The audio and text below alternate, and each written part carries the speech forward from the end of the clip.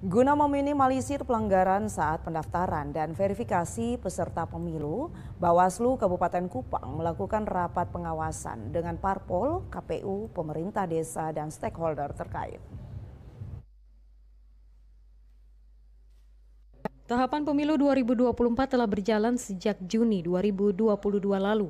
Tahapan pendaftaran dan verifikasi administrasi peserta pemilu atau partai politik sendiri sudah berjalan. Sedangkan verifikasi faktual sendiri baru akan dilakukan dari tanggal 15 Oktober sampai 4 November 2022. Dan penetapan partai politik sebagai peserta pemilu baru akan dilakukan pada 14 Desember 2022 mendatang.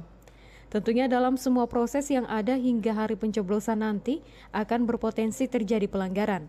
Untuk itu sebagai bagian dari upaya meminimalisir pelanggaran saat pendaftaran dan verifikasi peserta pemilu, maka Bawaslu Kabupaten Kupang melakukan rapat pengawasan dengan Parpol, KPU, pemerintah desa, dan stakeholder terkait. Koordif Pengawasan dan Hubungan Antar Lembaga, Maria Yulita Sarina mengatakan, semua partai politik sebagai peserta pemilu sejauh ini sudah berproses, dimulai dari pendaftaran, verifikasi administrasi, dan sebentar lagi akan dilakukan verifikasi faktual. Sepanjang tahapan tersebut pasti ada potensi masalah, sehingga Bawaslu Kabupaten Kupang melakukan upaya pencegahan dengan membangun komunikasi dengan partai politik, penyelenggara pemilu, dan berbagai stakeholder yang ada, sehingga melalui rapat pengawasan ini dapat memastikan kesiapan partai politik untuk melakukan verifikasi faktual yang meliputi verifikasi kantor, verifikasi pengurus partai, dan verifikasi anggota partai.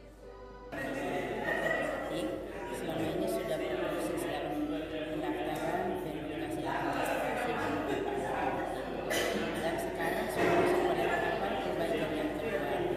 Dan kita sangat yakin bahwa masih banyak persoalan di sana, sehingga sebelum mereka masuk pada tahapan perbaikan yang kedua dan juga memasuki verifikasi faktual nanti, tentu kita sebagai Bawaslu perlu memastikan bahwa Parpol benar-benar siap menghadapi proses verifikasi faktual nantinya.